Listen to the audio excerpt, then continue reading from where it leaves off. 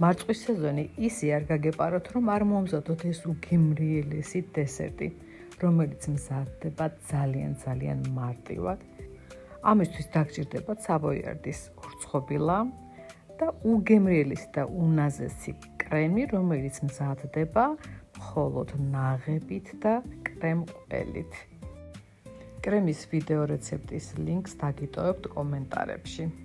თუ მოგეწონათ ვიდეო რეცეპტი, აუცილებლად გამოიწერეთ, გააზიარეთ და მოიწონეთ გვერდი, რითაც ძალიან დამეხმარებით.